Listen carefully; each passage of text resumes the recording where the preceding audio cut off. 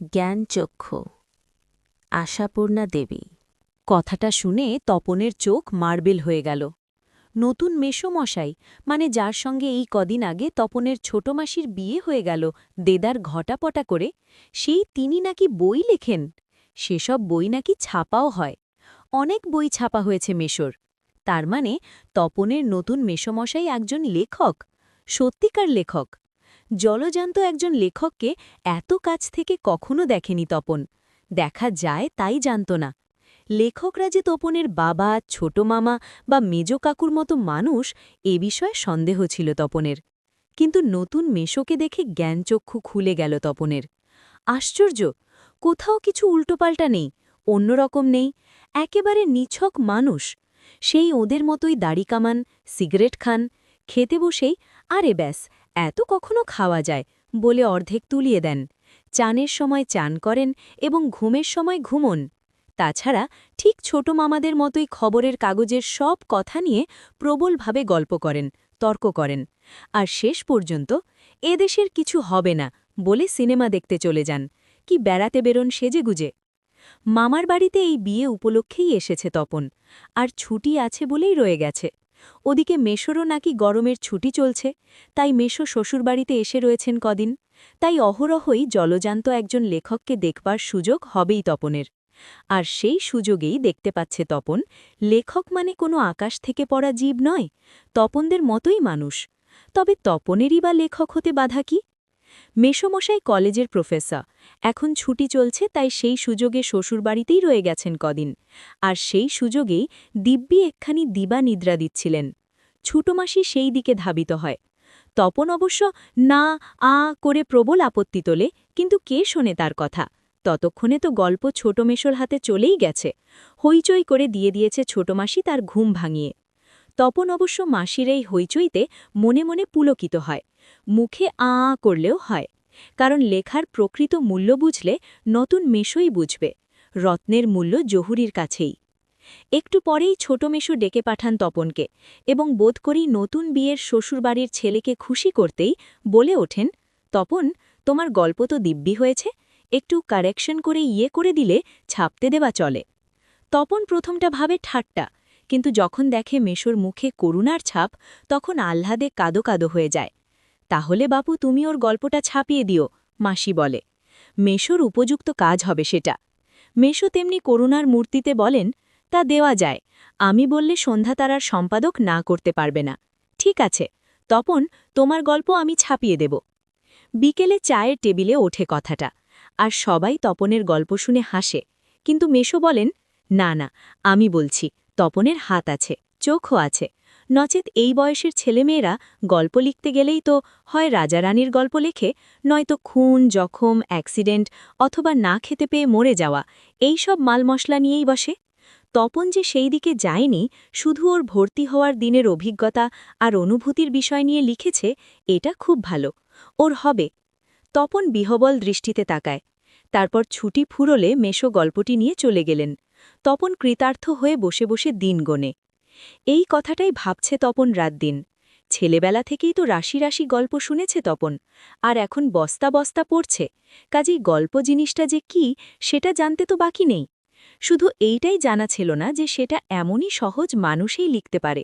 নতুন মেশোকে দেখে জানল সেটা। তবে আর পায় কে তপনকে? দুপুরবেলা সবাই যখন নিথর নিথর, তখন তপন আস্তে একটি খাতা, হোম টাস্কের খাতা আর কি, বিয়েবাড়িতেও যেটি মা না আনিয়ে ছাড়েননি, আর কলমটি নিয়ে 3 তলার সিঁড়িতে উঠে গেল। আর তোমরা বিশ্বাস করবে কিনা জানি না, এক আসনে বসে লিখেও ফেলল আস্ত একটা গল্প। লেখার পর যখন পড়ল, গায়ে কাঁটা দিয়ে উঠল তপনের, মাথার চুল খাড়া হয়ে উঠল। এ কি ব্যাপার? এ যে সত্যিই হুবহু গল্পের মতোই লাগছে। তার মানে সত্যিই একটা গল্প লিখে ফেলেছে তপন। তার মানে তপনকে এখন লেখক বলা চলে। হঠাৎ ভয়ানক একটা উত্তেজনা অনুভব করে তপন, আর দুধ দাঁড়িয়ে নিচে নেমে এসে ছোট মাসিকেই বলে বসে, ছোট মাসি, একটা গল্প লিখেছি। ছোট মাসি ওর চিরকালের বন্ধু, বয়সে বছর 8 বড় হলেও সমবয়সী। কাজেই মামার বাড়ি এলে সবকিছুই ছোট মাসির কাছে। তাই এই ভয়ানক আনন্দের খবরটা ছোট মাসিকে সর্বাগ্রে দিয়ে বসে। তবে বিয়ে হয়ে ছোট মাসি যেন একটু মুরব্বি হয়ে গেছে, তাই গল্পটা সবটা না পড়েই একটু চোখ বুলিয়েই বেশ পিঠ চাপড়ানো সুরে বলে, ও মা, এ তো বেশ লিখেছিস রে, কোনোখান থেকে টুকলিফাই করিসনি তো? আহ ছোট মাসি, ভালো হবে না বলছি। আরে বাবা, খেপছিস কেন? জিজ্ঞেস করছি, বই তো নয়। রোশ, তোর মেসোমশাইকে দেখাই। কিন্তু গেলেন তো গেলেনই যে। কোথায় গল্পের সেই ৮৬ ছাপার অক্ষরে গাঁথা চেহারাটি, যার জন্য হাঁ করে আছে তপন, মামার বাড়ি থেকে বাড়িতে চলে এসেও? এদিকে বাড়িতে তপনের নাম হয়ে গেছে কবি, সাহিত্যিক, কথাশিল্পী, আর উঠতে বসতে ঠাট্টা করছে, তোর হবে, হ্যাঁ বাবা তোর হবে। তবু এইসব ঠাট্টা তামাশার মধ্যে তপন আরও ২-৩টে গল্প লিখে ফেলেছে। ছুটি ফুরিয়ে এসেছে, হোম টাস্ক হয়ে ওঠেনি, তবু লিখছে, লুকিয়ে লিখছে, যেন নেশায় পেয়েছে। তারপর ছুটি ফুরল, রীতিমতো পড়া শুরু হয়েছে। প্রথম গল্পটি সম্পর্কে একেবারে আশা ছাড়া হয়ে গেছে। বিষণ্ণ মন নিয়ে বসে আছে, এমন সময় ঘটল সেই ঘটনা। ছোট মাসি আর মেশো একদিন বেড়াতে এলো, হাতে এক সংখ্যা সন্ধ্যাতারা। কেন? হেতু? সন্ধ্যাতারা নিয়ে কেন? বুকের রক্ত ছলকে ওঠে তপনের। তবে কি সত্যি তাই? সত্যি তপনের জীবনের সবচেয়ে সুখের দিনটি এলো আজ? কিন্তু তাই কি সম্ভব? সত্যিকার ছাপার অক্ষরে তপন কুমার রায়ের লেখা গল্প হাজার হাজার ছেলের হাতে হাতে ঘুরবে? পৃথিবীতে এমন অলৌকিক ঘটনাও ঘটে? তা ঘটেছে, সত্যি ঘটেছে। সূচিপত্রেও নাম রয়েছে। প্রথম দিন, গল্প শ্রী তপন কুমার রায়। সারা বাড়িতে শোরগোল পড়ে যায়। তপনের লেখা গল্প পত্রিকায় ছাপা হয়েছে, ওর লেখক মেশো ছাপিয়ে দিয়েছে। পত্রিকাটি সকলের হাতে হাতে ঘোরে, আর সকলেই একবার পরে চোখ বোলায় আর বলে, বারে, চমৎকার লিখেছে তো। মেশো অবশ্য মৃদু মৃদু হাসেন, বলেন, একটু আধটু কারেকশন করতে হয়েছে অবশ্য, নেহাত কাঁচা তো। মাসি বলে, তা হোক, নতুন নতুন অমন হয়। ক্রমশ ও কথাটাও ছড়িয়ে পড়ে, কারেকশনের কথা। বাবা বলেন, তাই, তা না হলে ফট করে একটা লিখল আর ছাপা হলো। মেজো কাকু বলেন, তা ওরকম একটি লেখক মেশো থাকা মন্দ নয়, আমাদের থাকলে আমরাও চেষ্টা করে দেখতাম। ছোট মাসি আত্মপ্রসাদের প্রসন্নতা নিয়ে বসে বসে ডিম ভাজা আর চা খায়। মেশো শুধু কফি। আজ আর অন্য কথা নেই, শুধু তপনের গল্পের কথা, আর তপনের নতুন মেশোর মহত্বের কথা।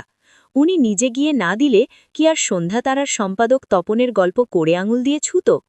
তপন যেন কোথায় হারিয়ে যায় এসব কথার মধ্যে। গল্প ছাপা হলে যে ভয়ঙ্কর আহ্লাদটা হওয়ার কথা, সে আহ্লাদ খুঁজে পায় না তপন।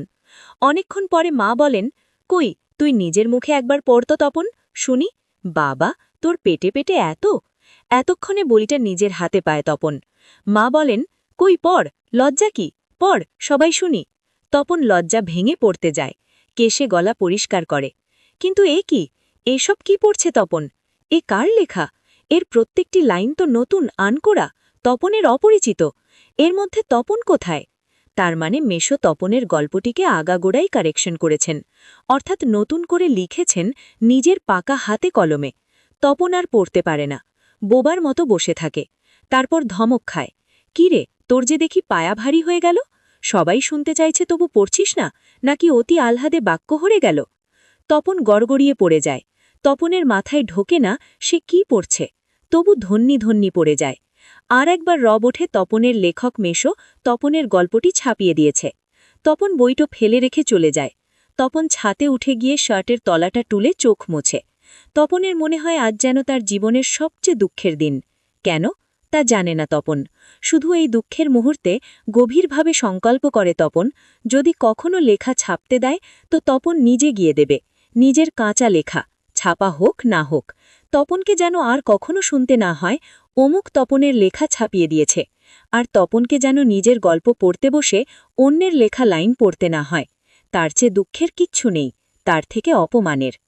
বন্ধুরা, আজকের ক্লাসটি এখানেই শেষ করছি। তবে মনে রাখবে, ভালো ফলাফলের জন্য এই আলোচনার পাশাপাশি তোমাদের টেক্সট বুক খুঁটিয়ে পড়া খুব জরুরি। এই অধ্যায়ের সমস্ত প্রশ্ন উত্তর, নোটস এবং সাজেশন পাওয়ার জন্য এক্ষুনি ভিজিট করো আমাদের ওয়েবসাইট wbbsenotes.com। পরবর্তী ক্লাসের আপডেট পেতে চ্যানেলটি সাবস্ক্রাইব করে রেখো। ধন্যবাদ।